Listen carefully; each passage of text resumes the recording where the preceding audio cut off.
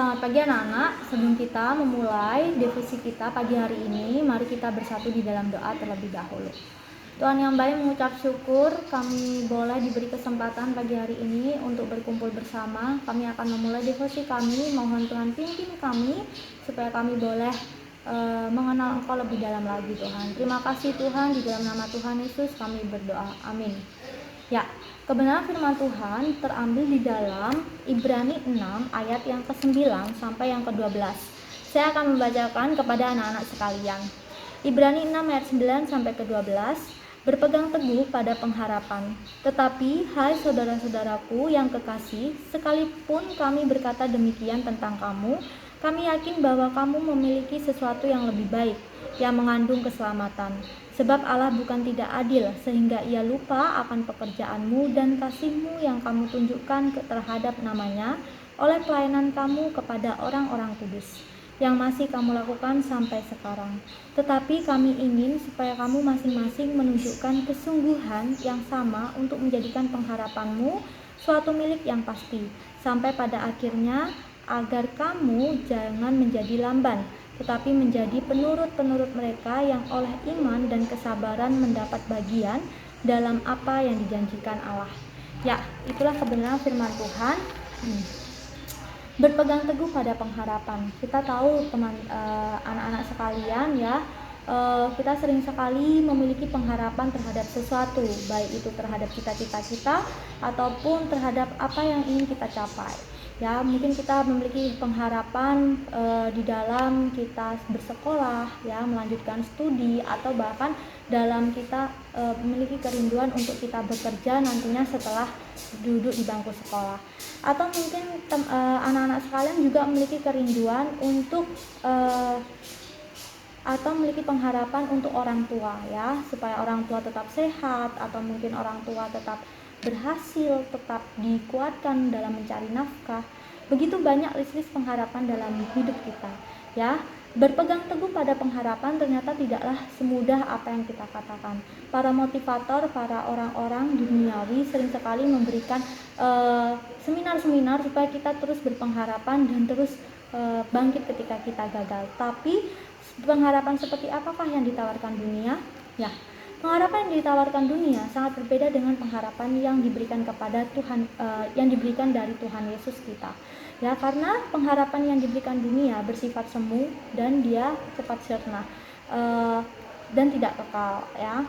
Tapi pengharapan yang daripada Tuhan itu berbeda. Pengharapan yang diberikan Tuhan itu memiliki janji yang pasti, ya. Itu terlihat di dalam ayat yang ke-11 bagian terakhir, untuk menjadikan pengharapanmu suatu milik yang pasti sampai pada akhirnya. Pengharapan kita sebagai umat Kristen, sebagai orang yang percaya kepada Kristus, kita memiliki pengharapan supaya kita bisa masuk ke dalam kerajaan surga dan menikmati Dia selama kita hidup. Ya, ada satu kisah yaitu tentang Abraham, di mana Abraham ini memiliki pengharapan kepada Tuhan untuk memiliki keturunan. Ya, kisah dari Abraham ini bisa kita petik, bahkan kita bisa pelajari bahwa Abraham ini adalah seorang yang salah. Ya, dalam penantiannya, menantikan pengharapan yang daripada Tuhan itu tidak membutuhkan waktu yang cepat, tapi benar-benar membutuhkan waktu yang lama, bahkan bertahun-tahun. Tapi dia tetap percaya dan setia kepada Tuhan, hingga akhirnya ketika dia mendapatkan seorang anak, ternyata anak ini harus dikorbankan kepada Tuhan, tapi dia dengan tulus ikhlas dia memberikan kepada Tuhan dan ingin mempersembahkan anaknya sebagai korban bakaran kepada Tuhan. Tapi hingga akhir cerita, ya, singkat cerita, Tuhan menyediakan, bahkan Tuhan melihat iman Abraham ini, dan Tuhan melihat bahwa Abraham ini adalah hambanya yang setia. Ya, pengharapan kita kepada Tuhan, ya, pengharapan kita di dalam Tuhan tentu mungkin kita tidak mengalami kisah Abraham, kita memiliki kisah cerita kita sendiri. Tapi apakah kita menjadi anak-anaknya yang setia hingga akhir? Dan apakah ketika kita berpengharapan kepada Tuhan, kita terus berpegang teguh kepada janjinya? Ya, seringkali ketika kita melakukan aktivitas, kita melakukan kebaikan, bahkan melakukan hal-hal yang mungkin Ya, seringkali ketika kita melakukan kegiatan kita atau berbuat baik kepada orang-orang sekitar kita, kemudian kita dikecewakan atau mungkin kita mendapatkan perlakuan yang kurang tepat, kita seringkali tidak lagi berpengharapan kepada Tuhan. Bahkan kita seringkali menyalahkan diri kita sendiri, bahkan orang lain.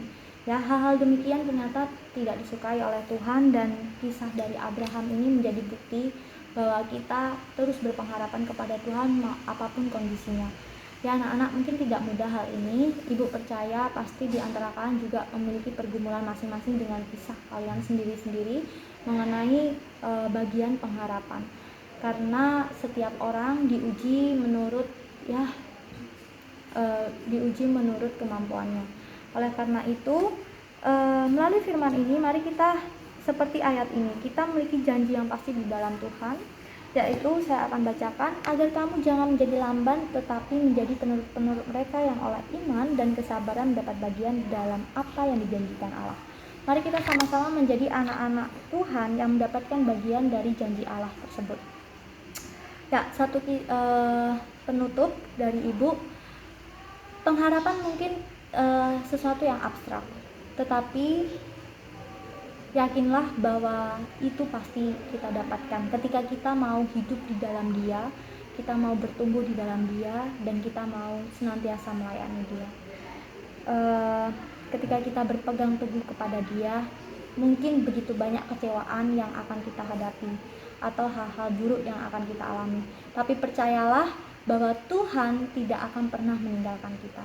Dia yang setia, Dia yang ajaib, Dia akan memberkati kita, bahkan Dia juga akan memampukan kita melewati setiap tantangan hidup ini. Ya, mari kita bersama-sama berdoa. Ibu sangat rindu mendoakan setiap keluarga-keluarga yang ada di rumah.